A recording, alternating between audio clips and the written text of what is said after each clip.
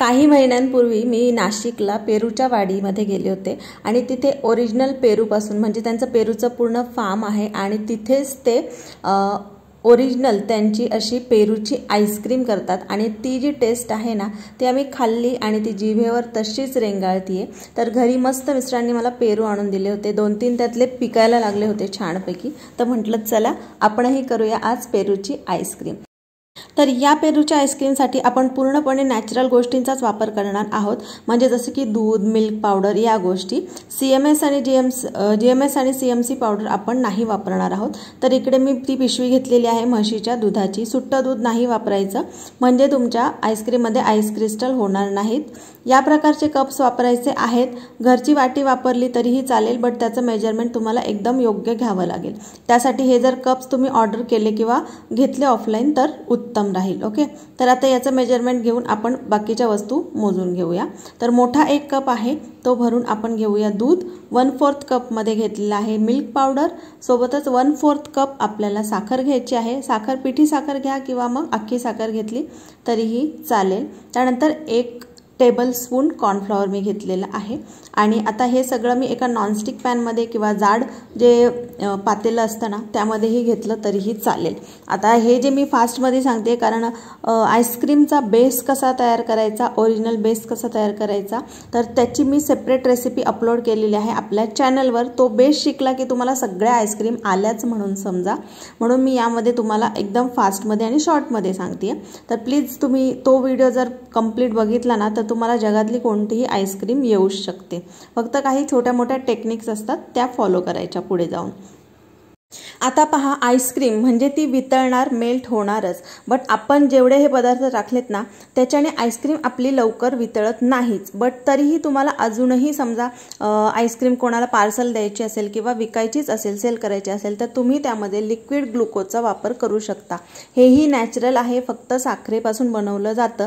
फक्त हे मी माझ्या बेसच्या व्हिडिओमध्ये का नाही सांगितलं, कारण आपण पूर्णपणे म्हणजे घरातल्या वस्तू समजा असं ते घेऊन आपण बेस बनवलेला आहे। बट तुम्हाला जर आणखी प्रोफेशनल वेकडे जायचं असेल तर त्यावेळी तुम्ही यामध्ये अर्धा टीस्पून एवढं ग्लुकोज टाकू शकता। अर्थात हे अप टू यू आहे। मी माझ्या घरच्या रेसिपीमध्ये किंवा घरी खाण्यासाठी जी आईस्क्रीम बनवते त्यामध्ये ग्लुकोजचा वापर करत नाही। हे फक्त साखरेचंच असतं, फक्त यामध्ये एक चिकटपणा असतो किंवा एक बाइंडिंग आपण म्हणतो ना, आपल्या आईस्क्रीमला ही बांधून ठेवते आणि लवकर मेल्ट होऊ देत नाही। आईस्क्रीम तशी मेल्ट होणारच, बट तरीही थोडासा त्याचा टाइम पिरियड आणखी वाढतो, बस एवढंच याचं काम आहे। बाकी आपल्याला कोणतीही दुसरी पावडर यामध्ये वापरायची नाही। सो अशा प्रकारे हे असतं, खूप चिकट असतं त्यामुळे थोडंसंच वापरायचं आहे आणि यामध्ये छान असं ब्लेंड करून घ्यायचं आहे। शेवटी टाकायचं, थोडंसं 1 मिनिट गरम म्हणजे त्यामध्ये राहू द्यायचं, मेल्ट करून घ्यायचं आणि आता आपल्याला गॅस बंद करायचा आहे। तुम्ही पाहू शकता किती थिक आपला हा बेस झालेला आहे। आता याला मी दुसऱ्या भांड्यात काढून घेते आणि पूर्णपणे थंड करून घेणार आहे। तुम्हाला जर वाटत असेल यामध्ये लम्स आहेत, गुठळ्या आहेत, तर तुम्ही चाळून सुद्धा याला ट्रान्सफर करू शकता। ओके, तर आता गॅस बंद केलेला आहे आणि याला पूर्णपणे थंड करू, तोपर्यंत आपण पुढची तयारी करूया।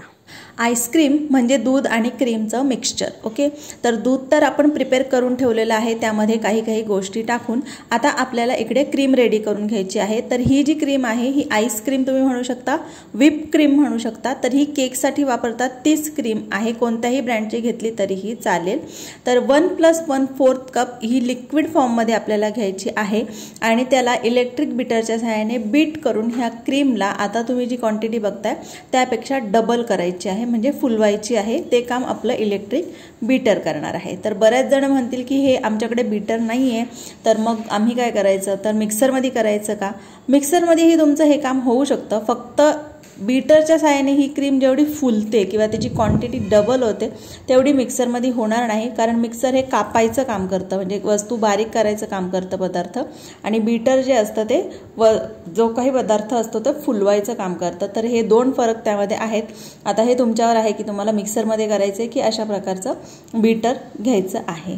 सो अशा प्रकारे आता आपण बीट करून घेऊया आणि केकला स्टिफ एकदम ही क्रीम लागते तेवढी स्टिफ नाही करायची, एक 10-20% कमी ठेवायची आहे। सॉफ्ट अशी क्रीम आपल्याला आईस्क्रीमसाठी बीट करून घ्यायची आहे। सो क्रीमसुद्धा इकडे रेडी आहे, हिला साईडला ठेवते आणि आता आपण ओरिजिनल पेरूपासून बनवलेली फिलिंग तयार करून घेऊया, ज्याने आपली पेरूची आईस्क्रीम अतिशय टेस्टी लागणार आहे।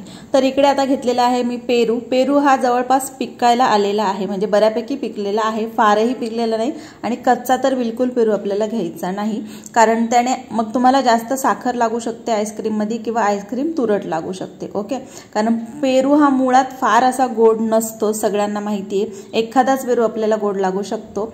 बरं, जे आतून रेड कलरचे पेरू असतात ना, ते जर घेतले तर तुमच्या आईस्क्रीम आणखी छान टेस्ट करणार आहे। बट आता माझ्याकडे नाही येतो गुलाबी कलरचा पेरू, तर मी व्हाईट कलरचाच इथे घेतलं, म्हणजे पोपटी रंगाचा पेरूच घेतलेला आहे आतल्या साईडने सुद्धा। तर आता सध्या मी 2 घेतलेला आहे, नंतर मला वाटलं की यामध्ये फ्लेवर आणखीन वाढवा, तर छोटा जो पेरू आहे ना त्या साईजचा मी आणखी एक कट करून घेणार आहे। तर प्रथम तर याची साल मी काढून घेतलेली आहे। जर खूप पातळ अशी साल असेल, कोवळा एकदम पेरू असेल तर ती तशीच ठेवू शकता तुम्ही, स्वच्छ धुवून घ्यायचा पेरू। पण आता माझी जाड थोडी होती साल, त्याच्यामुळे मी काढून घेतली। त्यानंतर अशा प्रकारे कट करून यातला जो बियांचा पार्ट आहे तो आपल्याला नकोय, तर तोही काढून घ्यायचा आहे। पेरू जर तुम्ही अशा प्रकारे कट केला ना तर तुम्हाला जास्त प्रमाणात पेरू मिळेल, म्हणजे बिया कमी अशा निघतील, त्याचा भाग जो कमी निघेल तुम्हाला। तर अशा प्रकारे आता कट करून घेते। त्यानंतर सगळ्या बिया काढून याच्या छोट्या छोट्या फोडी करून घ्यायच्या आहेत। आता याच्या फोडी करून झाल्यावर आपल्याला हे मिक्सरमध्ये फिरवून घ्यायचं आहे, बट त्यावेळी आपल्याला जवळपास अर्धा कप दूध यामध्ये टाकायचं आहे। आता बरेच जण ना या रेसिपीमध्ये पाण्याचा वापर करतात, म्हणजे पेरू वगैरे त्याला फिरवून घ्यायला, त्याची पेस्ट होण्यासाठी, तर पाणी अजिबात वापरायचं नाहीये, आपल्याला इकडे दूध वापरायचं आहे। दूध तुम्ही कच्चं वापरलं तरी चालेल किंवा तापवून तुमचं थंड केलेलं दूध असेल तेही चालेल, फक्त रूम टेम्परेचरवरचं दूध हवं, गरम नको। तर अशा प्रकारे आता मिक्सरमधून त्याची मस्त एक स्मूथ अशी पेस्ट आपण करून घेऊया। यामध्ये मी चवीनुसार 2-3 चमचे साखर सुद्धा ॲड केली होती आणि थोडंफार दूध जर तुम्हाला कमी जास्त लागलं पेस्ट करण्यासाठी तर ते तुम्ही वाढवू शकता। आणि याला आता मी एका चाळणीच्या साहाय्याने गाळून सुद्धा घेणार आहे। जर काही तुकडे राहिलेले असतील किंवा बिया आल्या असतील मध्ये तर त्याही नंतर मग आपण चाळणीच्या साहाय्याने जेव्हा चाळू तेव्हा त्याचा स्मूथ अशी आणखी आपल्याला पेस्ट मिळणार आहे। तर ते मी आता करून घेते। आणि इकडे आपली पेरू आईस्क्रीमची ओरिजिनल फिलिंग रेडी झालेली आहे, ती तितकीच छान सुद्धा लागणार आहे, बट ती दिसायला सुद्धा छान हवी, त्यासाठी आपल्याला इकडे ग्रीन कलरचा वापर करावा लागणार आहे। तर इकडे मी लिक्विड कलरचा वापर करते, पावडर कलरचा वापर केला तरीही चालेल आणि या फिलिंगला कलर देऊन घेते ग्रीन। आता ही जी आपण क्रीम बीट करून ठेवलेली आहे, व्हिप क्रीम, आणि जे दूध आधी आपण रेडी करून ठेवलेलं आहे, तर ते दोन्हीही आता आपल्याला मिक्स करायचं आहे। आणि त्यानंतर यामध्ये 1/4 कप कंडेन्स मिल्कचा वापर करायचा आहे। ओके, आईस्क्रीमला स्मूथनेस येण्यासाठी, एक मिल्कीनेस येण्यासाठी किंवा क्रीमिश असापणा येण्यासाठी मिल्कमेडचा वापर करणं गरजेचं असतं। तर त्याची ही रेसिपी दिलेली आहे आपल्या चॅनलवर। जर तुम्हाला आणखीन पैसे वाचवायचे असतील, कॉस्ट कटिंग करायची असेल, जर आईस्क्रीम सेल करायची असेल तर तुम्ही नक्कीच घरी बनवलेलं कंडेन्स मिल्क वापरू शकता किंवा मग अशा प्रकारे मार्केटमधून आणलेलं सुद्धा वापरू शकता। मी माझ्या बऱ्याच रेसिपीमध्ये घरीच बनवलेलं वापरते। आज मी तुमच्यासाठी हे मिठाई मेड, मिल्क मेड किंवा कंडेन्स मिल्क याला म्हणतात, ते 1/4 कप आपल्याला वापरायचं आहे। आणि इथे त्याचा वापर करून हे सगळं जे मिक्सचर आहे, म्हणजे आता जी फिलिंग तयार केलेली आहे तीही यामध्ये मिक्स करायची आहे। आणि कलर बघायचा आहे आपल्याला कसा हवा कसा नाही, आणखीन वाढवायचा असेल तर 1-2 ड्रॉप वाढवू शकता, तर ते करायचं आहे। आणि याला मस्त थोडंसं 1 मिनिट बीटरच्या साहाय्याने तुम्ही मिक्स करू शकता आणि आपली पेरूची आईस्क्रीमचा बेस रेडी आहे पूर्णपणे। आता फक्त याला आपल्याला सेट करायचं आहे। आता याला सेट करून ठेवायचं आहे एखाद्या डब्यामध्ये। तर ही आईस्क्रीम आता भरपूर झालेली आहे, तर मी 2 डब्यामध्ये याला डिवाइड करते आणि एक ओव्हरनाईट ठेवणार आहे, 7-8 तास ओव्हरनाईट ठेवा, दिवसभर ठेवा आणि डायरेक्टली आता जेव्हा तुम्हाला तिला खायची आहे तेव्हाच तुम्ही ती फ्रीजरमधून बाहेर काढा। सो आता ओव्हरनाईट ही आईस्क्रीम मी व्यवस्थित सेट केलेली आहे तुमच्या समोर। आता तिला ओपन करते। आता आईस्क्रीम स्कूप करताना हे बघा, इकडे तुम्हाला आईस्क्रीम दाखवते, ती अगदी छान सेट झालेली आहे, मस्तपैकी घट्टसर। बट आईस्क्रीम कधीही स्कूप करताना ना एकदा तिला फ्रीजच्या बाहेर काढली, कारण आपली जी आईस्क्रीम आहे ना ती एकदम थिक अशी सेट होते, कडक नाही, मऊच राहते, बट ती सेट एकदम छान होते। तर तिला 5 मिनिटं अशीच सोडून द्यायची बाहेर ओपन करून आणि त्याच्यानंतर स्कूप करायची, जेणेकरून छान असे गोल स्कूप तुम्हाला मिळतील. अर्थात स्कूप करायचीच काही गरज नाही, कटसुद्धा करून तुम्ही घेऊ शकता, बट प्रेझेंटेशनसाठी ते छान दिसतं. तर अशा प्रकारे आता मी पूर्णपणे स्कूप करून घेते आणि दाखवते तुम्हाला. एकदम क्रीमी, सॉफ्ट आणि पेरूच्या फ्लेवरमुळे, ओरिजिनल फ्लेवरमुळे इतकी यम्मी ही आईस्क्रीम झालेली आहे ना. माझ्या घरच्यांना तर खूप आवडली, मला पण आवडली, बट मी करते ना आईस्क्रीम पण जास्त खात नाही. आणि बट घरच्यांना इतकी आवडली ना, प्रचंड आवडलेली आहे आणि भरपूर प्रमाणात केलेली आहे.